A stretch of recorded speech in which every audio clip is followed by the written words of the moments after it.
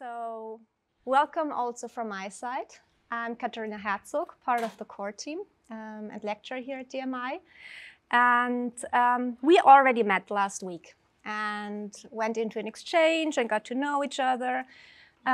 Because this is not just a panel discussion, we were wondering what shall it be? And for us, it's important it shall be a conversation. And there I would like to share something, because I think it was 2 weeks ago we had a lecture with a Chilean sociologist, and he was sharing the meaning of conversation. Where does it come from? And it's Latin, and it means conversare, which means con, together, and versare, to move. And this is what we also want to do today. Moving together, moving with the questions, and moving together with you, and see where we will get. And before we start, I would like every one of you to introduce you quickly. Should I start? Seemed to be the dedication. My name is Heiko Specking. Where to start? I have a long-lasting background in the financial world, which actually gives me hope and also sometimes very, very much concern as of how has this sector evolved, or how has this sector not evolved. So I jumped into the social finance field back in the days, in the mid-90s of the last century, very ambitious that we can solve the problem of doing wrong business in a better way of investing. And almost 30 years down the line, we see it hasn't really worked, because we're still doing the same things. We do have better and good criteria that are seen in companies being integrated, but the way the system has changed has not happened. So there is one thing. I later on in life added the idea of philanthropy as a change maker for good, but also saw it's very stuck because it's sort of all very much in a constraining way, in a foreseeable way. It's in an output-driven way. Also, not so much change has been reported, although things are on the move, and we've also had the possibility to eradicate poverty to a certain extent, which now is again unfortunately lost that advantage.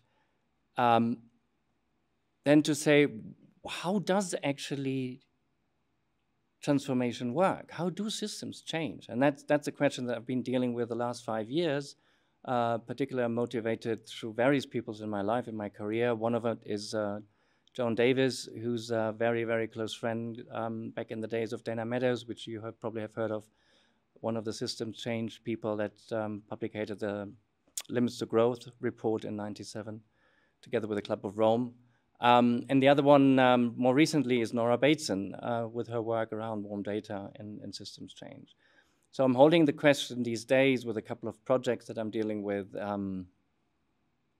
How does transformation work? And how can we contribute for systems to change? In a nutshell.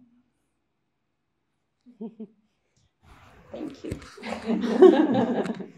So hello everyone, my name is Helen Motti. I'm working for the Swiss Arts Council in the design promotion. So my background is I'm an art historian, and I also studied sinology back in the days. And then I started at the visual arts department at Helvetia, where we built up the design department about 10 years ago. And I think we talk about this later on. We support young Swiss designers with their project and development. And so sustainability always has been a huge topic to all of these young designers. And with the years, we came up also with different workshops we organize, but also we have experts in these fields that help the young designers to build up their products or projects or services.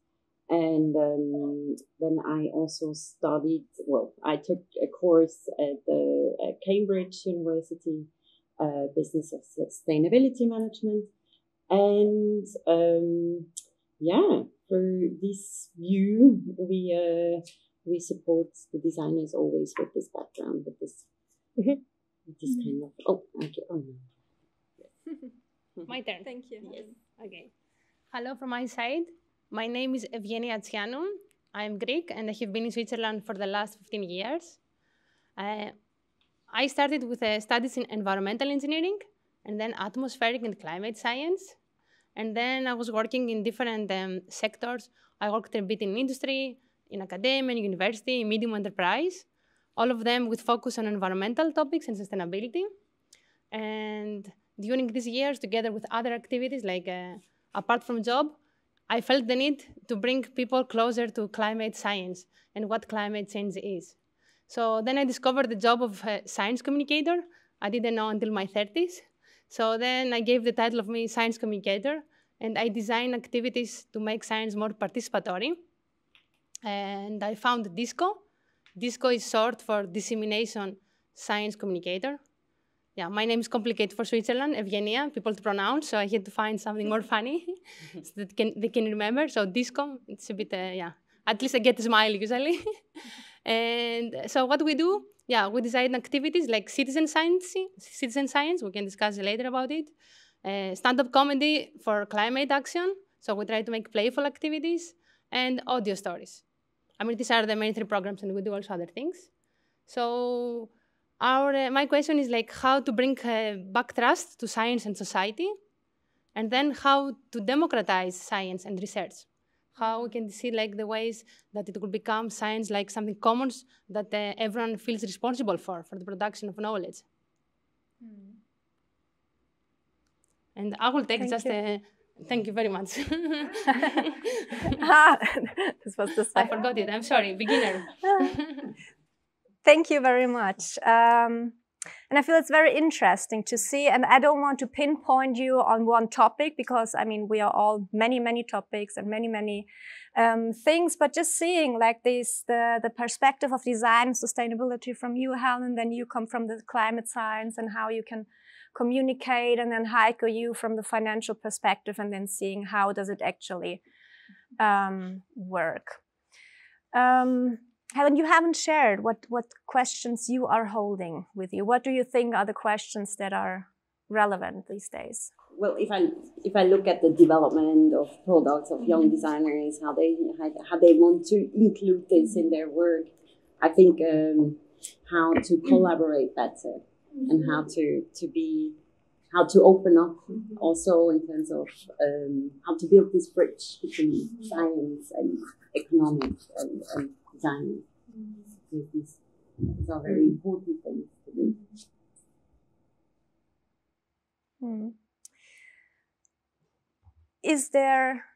Are there more questions that you are holding, that you are bringing today? Either Heiko or Evgenia. I mean, a question that I'm looking at these days is, particularly with the background of the current polycrisis, meta-crisis, or you want to tell it, and that's very sort of pulls you down. What is possible in a changing world, and not to jump into the hope this will all be solved and there's a technology solution. No, but what is in the aliveness of things coming together? What is possible in this way to meet what is out there and not try to match it?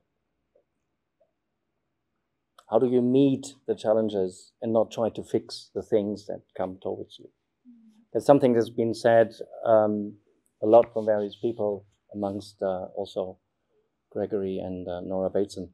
And I find this a very interesting approach. Another question that I'm holding is what is becoming valuable in the world that is changing very fast? So that goes a little bit more in a visualization exercise. But again, what does that mean? We need to hold the unknown in that process of visualizing, imagining what is in the future, because when we imagine the future on the basis of what we know now, we go back into the same trap, even deeper, possibly. So when we ask the question, what's becoming valuable, there's something that sort of can come together on a different level.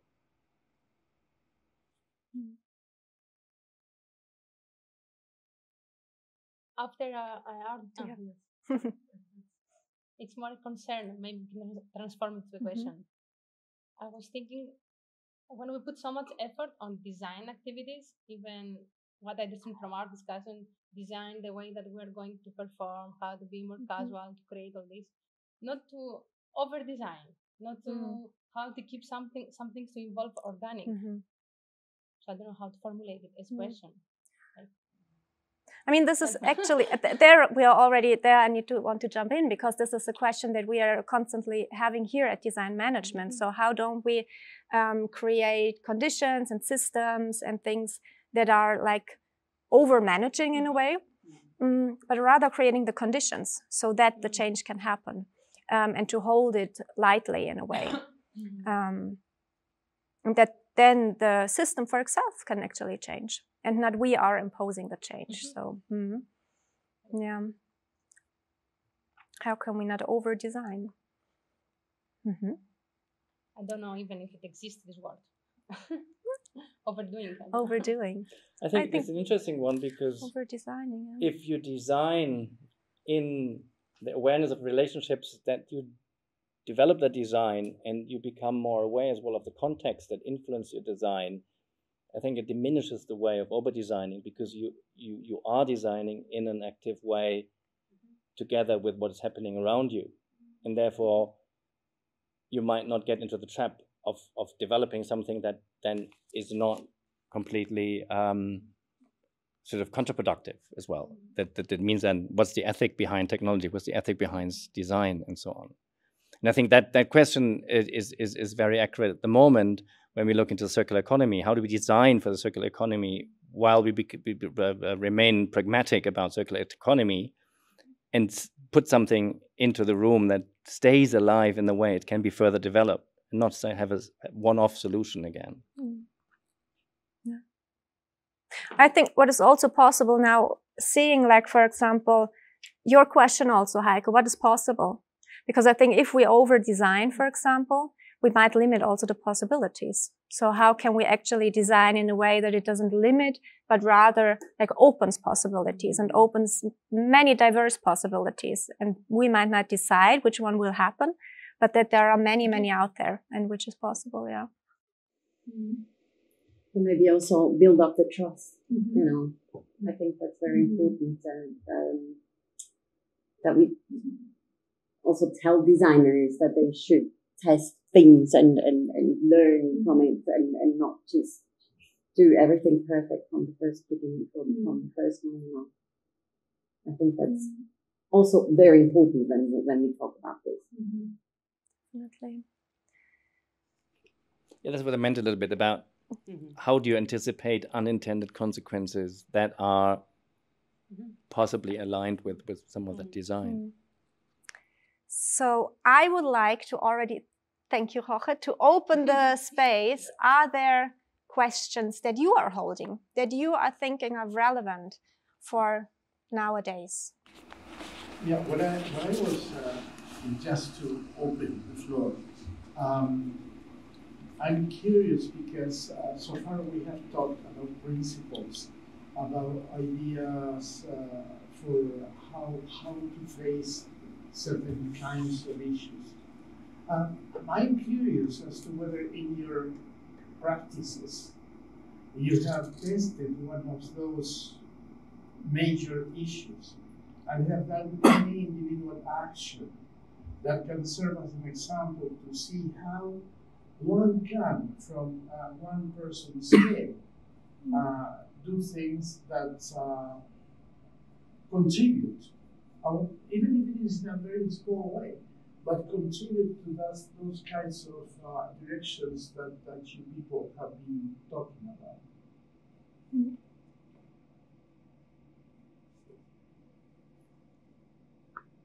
Who wants to start? I mean, and you and everybody else, of course. We have to finish It's a good question, because how do we dance this activism? And if we go into too much activism, we become very linear often, and we don't see these left, right, and center things anymore. So, but how do we not remain in an observation state, but how do we walk a pathway? How do you put the foot on the ground and take the first step? And I think that is something to explore, because everybody in this room would do a different step for various reasons. But I think we do, and then we do it together, and then what we learn while we walk. I think it helps in terms to speak towards activism is it's nice to have a direction where you want to go, like sort of a North Star to say this is where we want to go, but be aware that that might change over time. I always work with this picture that I put out all these buoys out in the open ocean. And the buoy is at some point, this is where I'm swimming towards, so this is where I'm sailing towards. But then the buoys, they change position. Some of them go above the water, some go underwater, some flash lights, some are green, some disappear. Just to be aware, these are the possibilities in the field that we go when we do take actions.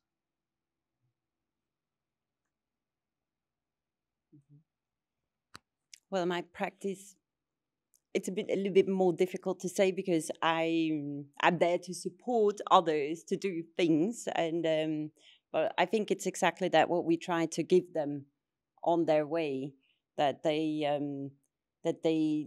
not just only should concentrate on one idea, one question, but they also should, you know, keep in mind what's out there, and what could be another project, a next project, and how we could help them also to have this let's say this openness to deal with these questions or deal with these problems that we have. And yeah, I think, yeah, it's difficult for me to say, because I'm not a practitioner, so. I'm not sure if I have understand well the questions. So the question is how to help, like how to navigate, because from the answers this I understand. How them. Also, do you have examples from your own practice, for example, where you help, for example, people trust in the science? Mm-hmm. Okay. Yes. I'm sorry. Yes, examples on how people to trust science. I have seen the effect of people participating in citizen science activities, how they had like aha moments and something changed their lives. Once we ran an activity on a Greek island. It has been a social ecology project that runs for many years, and I was part of it. And then they invited people to go together with them in the forest to collect data about overgrazing and see how the landscape has transformed the last decades. So in the winter on the island, there are not many people, so not even from the class, a small island. So they got people from municipality, like a very diverse group, to work together with scientists. And in the summer, when we went to do the summer school and we invited them again for the activity, I had a discussion with one of them. He's the plumber in municipality. And I asked him just, how was this thing? What happened? And he told me this that I will never forget. He told me, if I knew that this is science, I would have studied. And for me, it's not that we need to bring more people to science. I don't keep from the fact that he should study, but that he understood what science is when the science was open. And because he felt it tangible, he met scientists and he understood how to run to write a protocol for collecting data, participating, feeling that doing something impactful, and understanding as well something that is on his area. And I think this is what we try to do with citizen science as well, to open up. And if this happens, if this becomes the mainstream of how science takes place, we can have a big systemic change. Imagine some years ago, every research project didn't have their website or social media or communication activities. Now it's a must. Every funder asks that you include these activities. Or they ask to have nowadays some stakeholder workshops. But usually these are one-off events. But if they do it systematically to open it, I think then can have a change. Maybe I can share one more favorite example from agriculture, from another field. In agriculture, it has been, in Switzerland, it's quite popular, the SOLAV, Solidarity Landwirtschaft. It is the community support agriculture, where a farmer does not anymore produce vegetables and going to sell them in the market, but creates an agreement with people, creates a community where people go to help him on the field. They pay part of the expenses, and in exchange, they get vegetables. And since you do this, you build like a whole, you create a systemic change, because people then stop to go to supermarket, they change habits, they don't become farmers, but they get to understand what agriculture is. And there you create all then the casual formats like for collaboration. Thank you. Now, when we look into, because we have now shared really like these broad questions that we have from different contexts and experiences, I'm wondering now, because we are here in a design department, specifically design management. What do you think? How can design help with these questions? Can it help? Are we there maybe too idealistic, or I don't know? But how can it help? I can't go first again. Okay. Do you want Helen or I can? Well, I do believe design can help with all of this. I think it's maybe the question is, what kind of design can help, right? Because there's so many design fields, and I think that each and everyone is helping towards this the solution of these questions, be it communication, be it service design, be it management, be it everything. So everything together is very important to tackle these questions or these problems. Yeah? Yeah. May I ask, with the support you have at Pro Helvetia, how do you support the designers to support such systems specifically? Can you share some examples? Well, usually the designers come with their own ideas to us, so they have their ideas, and we try to help them navigate through the waters, through coaching, for instance, a lot of coaching. Individual coaching is very important, because you need someone to talk to. You need to know how to deal with this very specific project. And I think what's really important, what from us could come, is to help them build up what they are doing until they are like free as a bird, so they know how to fly. And but we try to bring them there to be able to fly. And this could be in so many different questions, but also in building up their hope and their how to strive and how to Did that answer your question? Just open. I mean, it's just sharing the experiences. Yeah, thank you. Yeah, Justin. My name is Xiao Cun. I'm teaching here in this program. I'm teaching mainly sustainability. So I would say this topic, when you're talking about basically educate public for what is science, and that actually should be also entry course for all the designers. If the designers understand, then their design output will be quite different. That's one thing. So among all the public sector's, designer is one of the key roles to help a lot. They are not only help design how to promote science to public, but they themselves have to be equipped by their knowledge. Another thing is that with the design nowadays, it's evolved so much. It's very difficult to call them according to the name. It's very difficult to name it, whether you're product design, graphic design, something. So even with this design management, it's like very much cross-discipline.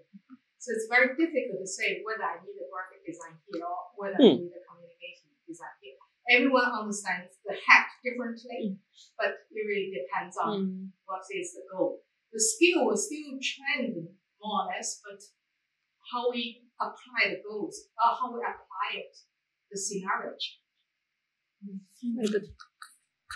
I like that approach because I think we should mix the heads more, because we learn when we throw the heads around. And then you may decide to catch it, or it's just on the floor. And therefore, to see what's the learning, what's possible. I was on an expedition boat 3 weeks ago for about 2 weeks in outside of north of Mallorca, the Tramontana. And it was a community vessel to explore what is in the ocean. We looked at plankton. We actually wanted to take some mantas. And there were all sorts of different people on the boat. There were scientists on the boat, very professional. In Spain, as a scientist on a boat, you need to wear a hat. Very interesting when you collect plankton from the sea. And all these things suddenly were questions, were laughed about. There was an exchange starting to happen. There were people who were targeting to film deep sea sharks. We have sperm whales in the Mediterranean, so also we have big squids in the Mediterranean. So, and there's suddenly, as there were documentary people, there were these scientists, and then we came from the funder's perspective, there were marketing people, a dialogue over the dinners or lunches we had on the boat or later on helped to make more sense. Because at some point, the shark scientist was so deep into his very own species of sharks that he almost did not know that there were other fish around. I'm exaggerating. But how do we overcome that? And I think design, a little bit by its nature, gives a beautiful context to weave this more together, because it's a little bit inbuilt. And I think if we use that weaving for other ideas to come together, I think we're ahead of the curve. And I think there's also a good point in there is this, can we even, if we work, because naturally in design, we don't know where we are going. And is the systems that we are working in, are they okay that we enter and we don't know where we are going? And I think this is and how can we actually help them, for example, to be open in terms of process, in terms of outcome. And I think this is a challenge, because in a way, and we see this in collaborations, we see this in fundings, all the things. So we can't know in the beginning where we will go, and how do we help them to be okay with that. Nick? I have a question too. Yeah. We've been saying the word design a lot, and I've heard different definitions of what design is from different people. So I would love to hear what you think design is from your perspective. It was my question too. I was thinking. Buzzword trap. I would say that's a buzzword trap. It is.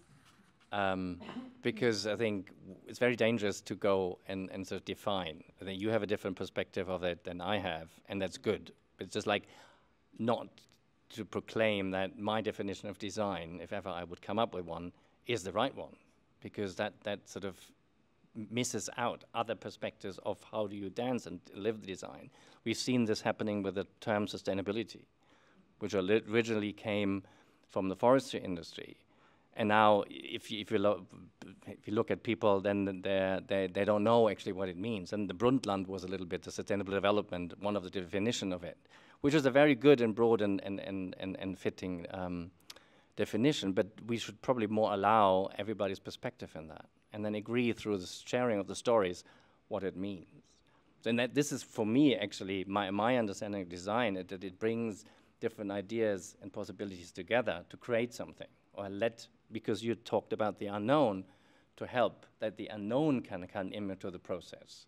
Because the designer has a different way of looking at the task or at what wants to be birthed than the accountant. And therefore, the process of putting something beautiful up there is something very valuable, which we should hold sacred in terms of going somewhere we haven't yet been going. And not only discover the unknown, but also have the courage to take it under our arm with us. And let us be surprised about the unknown. And therefore, I almost would not like to define design, which is a design in itself, isn't it? more with your mic. I resist the notion of defining a boundary, but by identifying certain traits. I think design is a peculiar field because it doesn't have content. Unlike chemistry or physics or materials science or biology, I see design more as a catalyst. Let's say because we are not working on the basis of an existing knowledge. We are working on the basis of a problem to face. And when there is any human situation, it's not comprehensible from one discipline.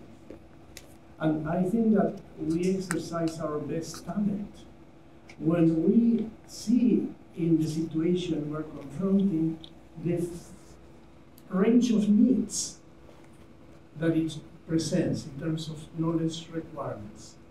So that when I face an issue of, I worked many years on traffic safety communications, well, there's no one science that I need to address it. Because there are so many things that contribute to that. When you will see now, we have a serious problem in Switzerland about femicide, about the number of victims, females, to aggression to the level of killing. And how do you face that? You cannot face it from one pocket of science.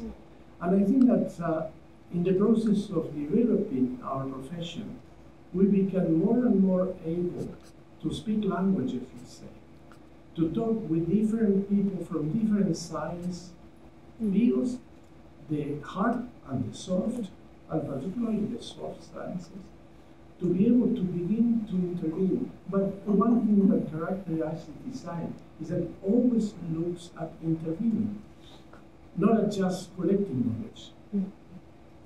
So that's, let's say, from within. Instead of saying, well, this is what design is and this is what design is not, I would say these are the things that I think I can recognize.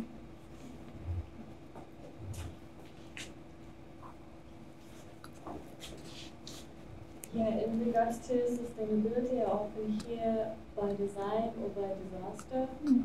And I guess doing intentional change means to design something, and having random change to disaster is kind of the opposite.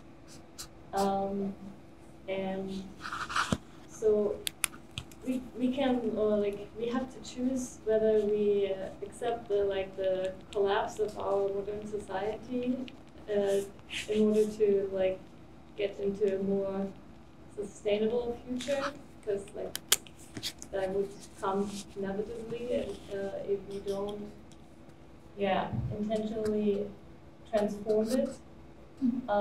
So either we design this transformation, or I guess it will come anyway, no matter whether we keep going and doing what we're doing now or not. But I think design always brings the intention to go into a certain direction. Thank you, Lena. Good one, but dangerous one. There's a little bit linking back to what I said earlier, but how do we meet those multiple challenges in different levels at the same time? Can we design for one sort of solution to do that? And I think, to your point, the problems of some things that come up are multifold too. So how do we deal with a situation that shows up in society, shows up in the market? It's usually not that you can press the button and then it's gone. There's other side effects.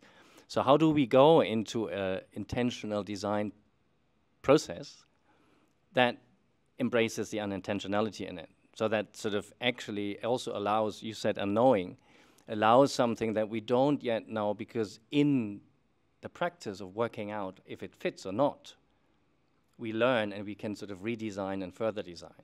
I think that also comes together with the citizen scientist approach. So how does it work? Oh, there's another idea. Oh, let's put this into place. That's the same thing around the circular economy. Not everything that we have designed for circular economy is actually practical. One big example here is plastic, right? If we recycle more plastic, it's going down the drain with our health, with our soil quality, with the biodiversity, because animals are dying. So the design of recycling plastic is actually a big downside. How do we adapt on that? But still, the idea of recycling is good. And sort of how is the learning in that? And allow for your directions, and again, back to the activism, is sort of to a little bit be flexible, because then we can do big things with it. Yeah, taking this example with plastic, I think it's so important also to, to keep in mind in what times we are, because 10 years ago it would have been like the best thing to do, right? And we don't know what's in 10 years from now. So I think that's also important to know where are we standing, also in terms of science, but also in terms of society that has thought differently 10 years ago, and what will be in 10 years with what we know from now and what we will know in 10 years. So I think it's also that, I don't know, that trust that we need to have in the development of science, and how to adapt this to our everyday living. For me, this also, what you were sharing, connected somehow to the first questions that you were posing, Heiko. So how does transformation actually work? And do we know this? I would say we don't, or not really. And I think this is then the challenge. So how do we change something? How do we change organizations, systems, change towards a more sustainable future, if we don't know yet how to do it? And then also wondering, and then I'm moving to the last question in a way, how do we create a design education that designers are capable of doing that? If we say design, and now I'm trying to bring everything together what we have talked about so far, that we don't create a boundary, but that we are open. We are open, and it is a process. There are many different understandings of design and deciding what is needed in this situation. That we are having different hats, mixing the hats. We change how we go about something. We don't have like a completely fixed process, for example, but we adapt with the situation. It is important that we are intervening, so it's not just gathering, but really changing something. And by that, creating possibilities through collaboration, through building trust. How do we design? How do we educate design? How do we design the designer? No. But how do we educate then? If we understand this as design in a way.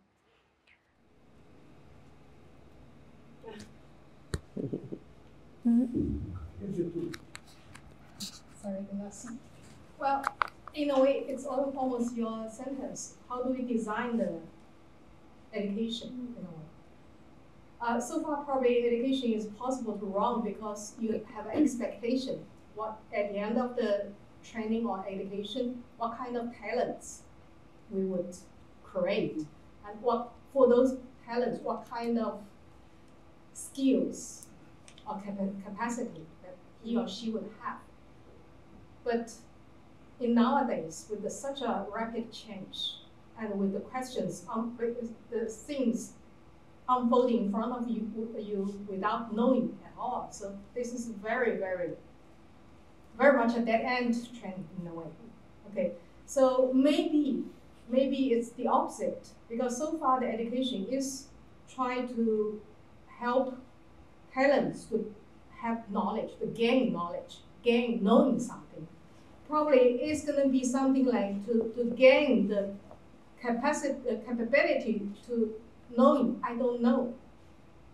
To knowing unknown is more important than the knowledge itself. So first, I find out I'm able to see where is the gap. Of course, second, still we need some skills, some things where to look for. Because among the human society, we definitely have plenty of experts or somehow a society or community we can link to and we can ask for support. So in that manner, of course, we expect the designers we expect too much on the designers, but designer become a facilitator very often in the case. I would like to take it to the next level, because what you say is important, but there's an inbuilt institutional trap.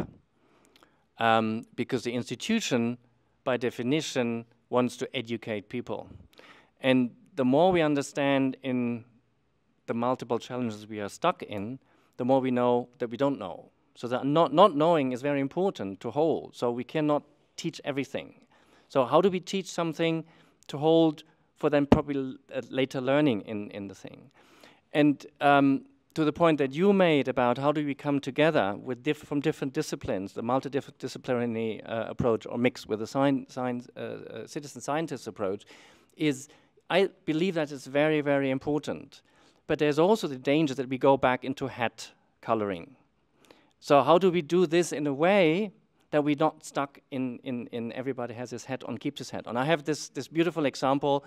We were out in the North Atlantic on a big ship with 300 sustainability CSR managers from very big companies. We were diving or snorkeling in the North Atlantic plastic patch. And it was done by top event creator agencies, like sort of IDEO, and these people were on board.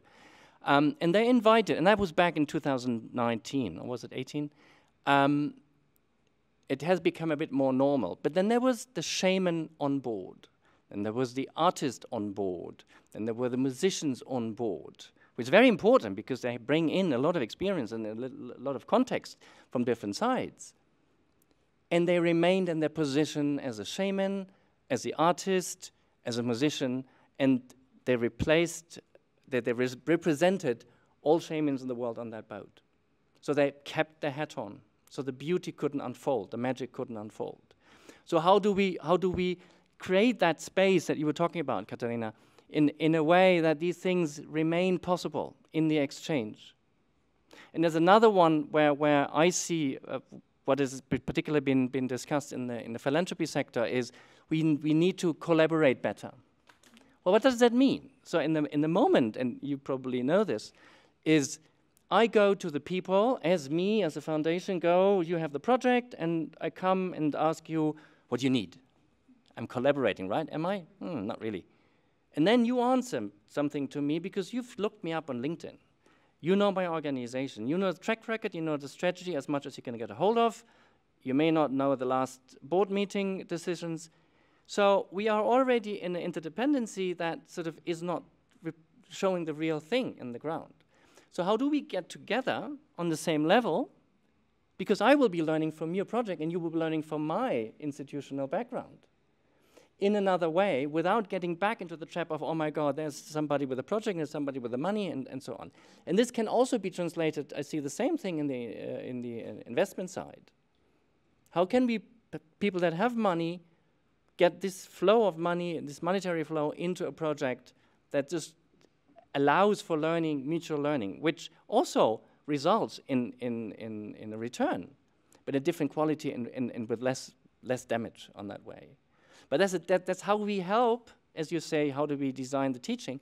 How do we help to hold these spaces more while we learn together in these courses, particularly around design? I think that's why I believe design has a huge opportunity to play with that more than anybody in economics at the moment, because the stuck there is far bigger than in this discipline.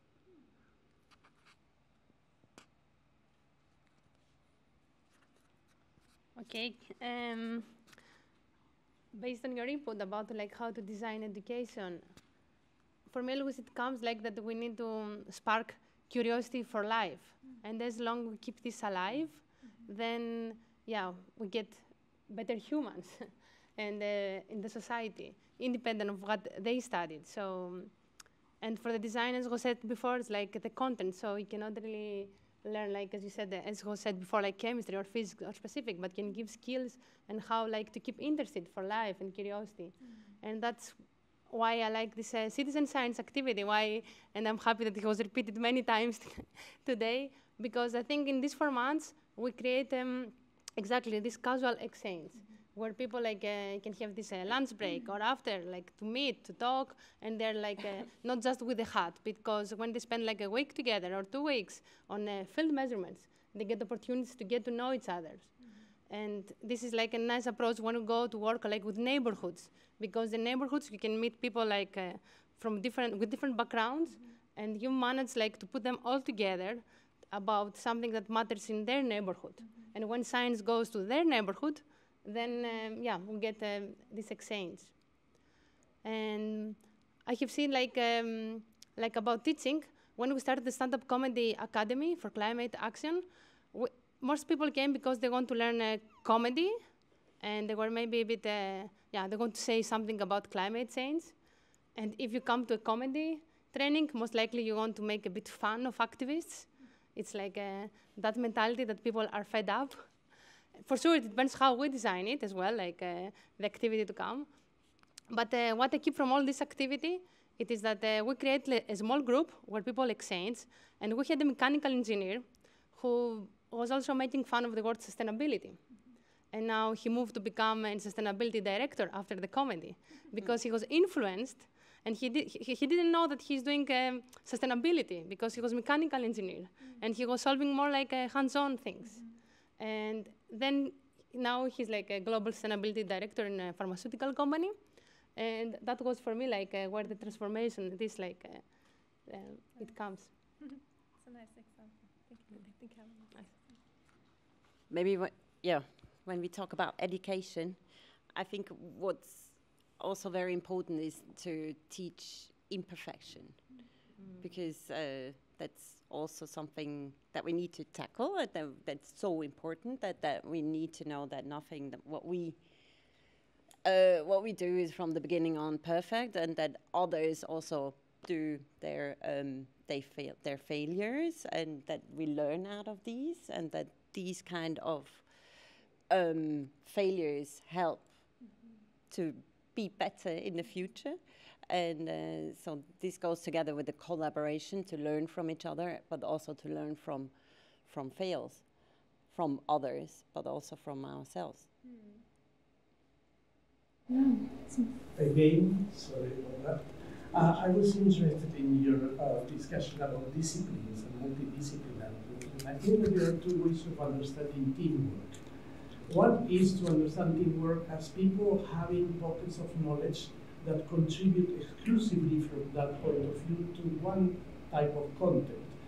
Another is that when we are focusing on a given issue, let's say family violence, and we have a bunch of people that come from different fields that are relevant to the problem, but talking about the issue as a totality, not only from my point of view, even opening my mouth about something that I have an opinion, but I don't have that much knowledge. And I think that in the possibility of trust created in a group, that we believe that everybody has the best of intention. To say all of us here want to develop our understanding of design. Okay, the shape that can take, I don't know. Now, another topic that was raised and burns me strongly is that one thing is instruction and another thing is education. You see, if we are instructing people to become designers, it can be understood as a very quantitative database, skill development, but no thinking, please. You know, and I can see you in things that are very popular, like design thinking.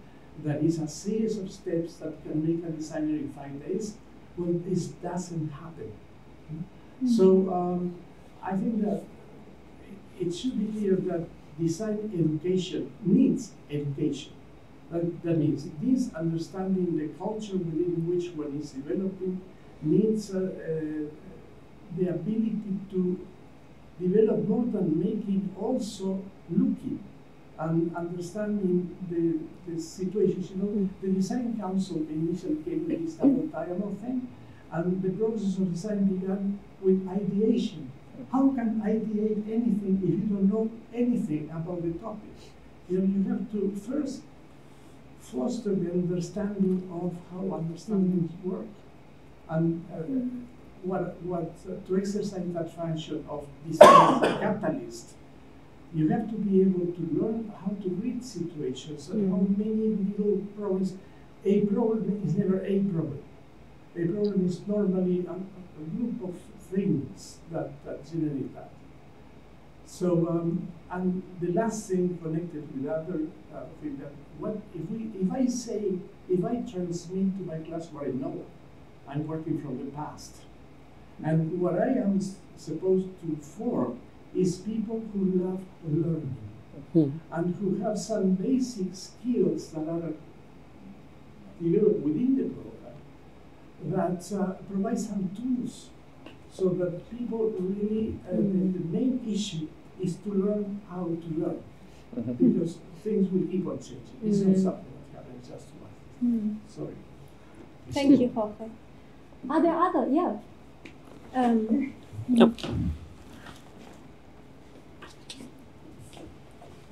So I work currently at the local newspaper, and everything everyone has said here, it's really interesting. I work as a journalist, and I've seen like every point of view, like from the scientist, the point of view from somebody younger, like kids or older people, on the same issue. And I find it very interesting also that design has that capability to come together in one project. And yeah, I think the problem in education nowadays, or as I would say it nowadays, is that you learn a lot of things that distract you from developing skills. Like I have so much learned working at the newspaper and embracing that unknown things, because at the newspaper you never know what you're going to do tomorrow. You never know what to expect in an interview, and you have to be prepared for that. You can't just go and panic, I would say. You have to have kind of a structure, but it also keeps room open for everything else. Like maybe you have one vision for an interview, but it turns out that that person is completely different, and it turns everything over your idea, and you have to start over with the text. But at the end, you have so many different opinions, like from the newspaper itself, you exchange like the articles, but also from the people who you made the interview with, they read it too. So you have so many opinions colliding in one project that is finally like the article. So I found that very interesting, that design is not only like in a, I would say, in a product like the article, but also in the exchange itself, like in the service. Yeah, and thank you. I don't need it, I have one, thank you. I think this is actually something, we are sitting here with our backs towards the Sustainable Development Goals. And this conversation, it started also, or the title was How Design Can Help to Foster or Work Towards the Sustainable Development Goals. And for me, it's actually when all the time with all the answers, also for example what you have said, it's not about that we are in a way trying to already know where it goes, but that we actually, everyone comes together and we try to collaborate and we try to make an intervention, a change, but we don't know how it will in the end really look like. And for me, it's very interesting because the starting point of this conversation was really the Sustainable Development Goals.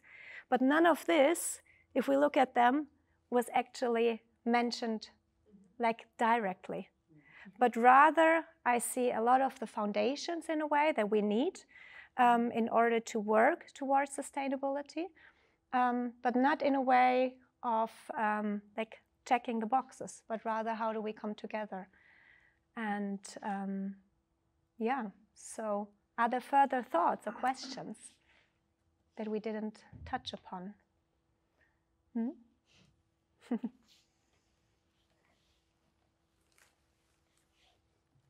This side, yeah, the topic here is transformation, or one of the topics is transformation. And we talk a lot about how we need to transform or develop the education of designers, our understanding of design, and this is an insider view. Right? This is us designers sitting here in school, talking about it. The transformation that the designer then needs to aim for is outside. So where does that happen? That happens usually, or a lot of it, if I look at all those things over there, will happen in business organizations, it will happen in NGOs, it will happen in places that do stuff, right? And that produce stuff. So that is also a transformation that is needed. So today we have this idea we want to go into different states of being, according to the SDGs, if that's where we want to go. But the idea behind the transformation is that the people that are going to be doing it, so let's stay with business, something closer to my heart, they don't understand what we're talking about here, right? They have tried and they have found a solution, which is very clear, which is called design thinking, right? So they're taking the shortcut to understanding what we're talking about here to make it viable and doable and do a project in 3 months, right? So how is that going to evolve as well? Because that in itself is an evolution. So I think that we will see a transformation once more and more people, like our students here, go out into the world and go into organizations and into positions where they can start implementing what they have learned here. So this is a question of time. I think this will come. There's no question in my mind about it, right? It's a question of time. And that is the transformation that I think is going to be really necessary to be able to do those SDGs. Right? So if we talk about the transformation inside, about design, it's about how to do that design thingy, right, in a better way, in a more collaborative way, whatever the tendencies that we need to follow. But also keep in mind we need to train people to be able to implement that in an environment that is not receptive to it at the moment and that already has a solution which works for them because it's 5 easy steps, right? So I think this is one of the big challenges that we're going to have. Right? And before we solve that, all the work towards the SDGs is going to have to be justified through the logic of the people doing it now. In business, does it create profit? Does it create growth? In the NGOs, does it create more revenue in terms of donations and more influence and power of the field and whatever else they're measuring? That's it.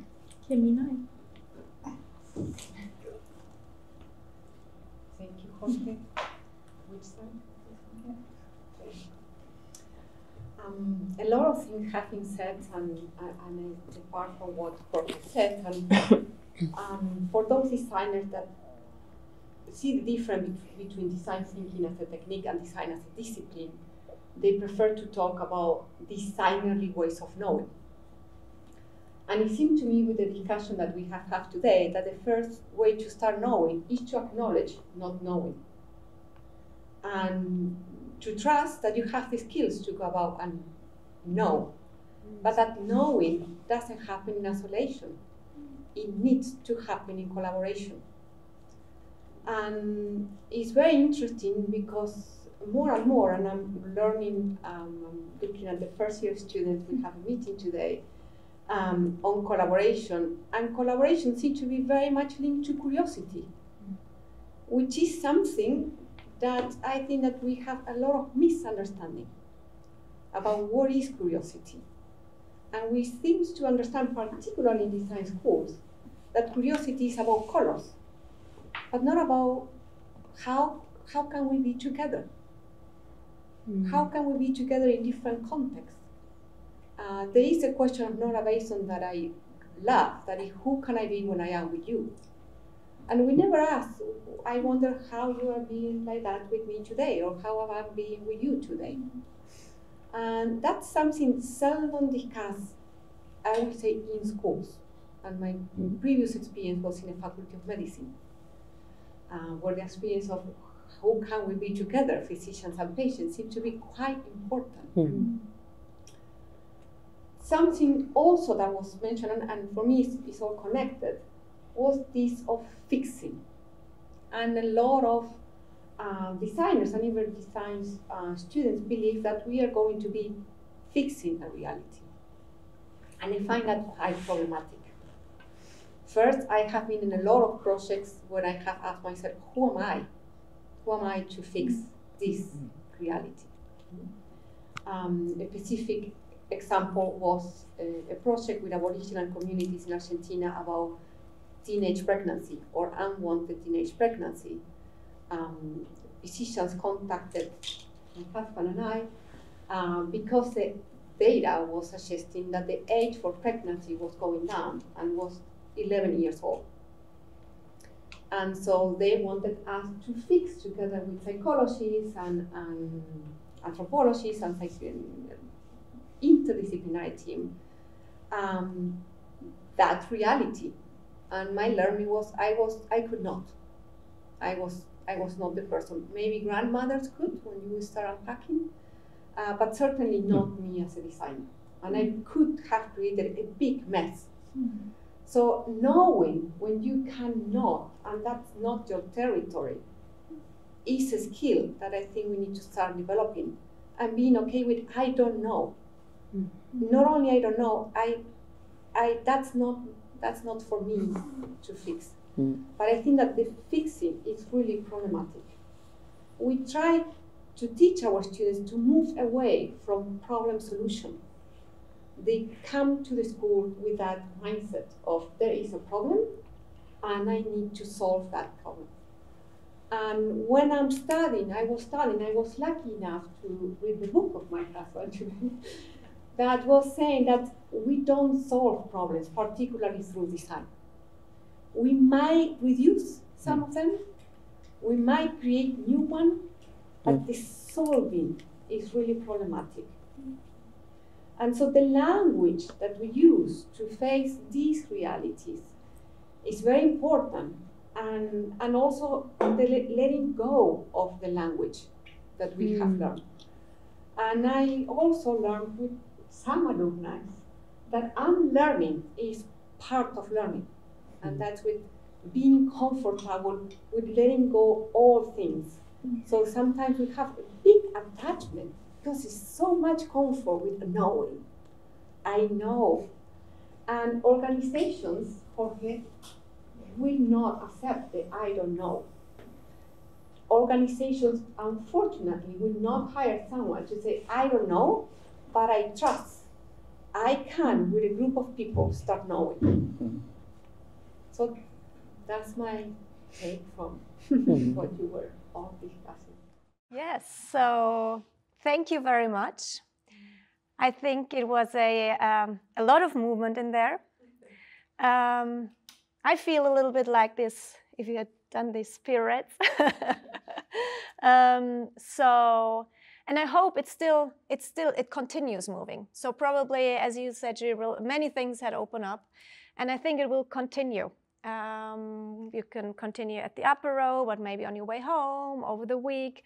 So let's see how what has been talked about here will come together in different ways and in your life. And next semester. Thank you very much.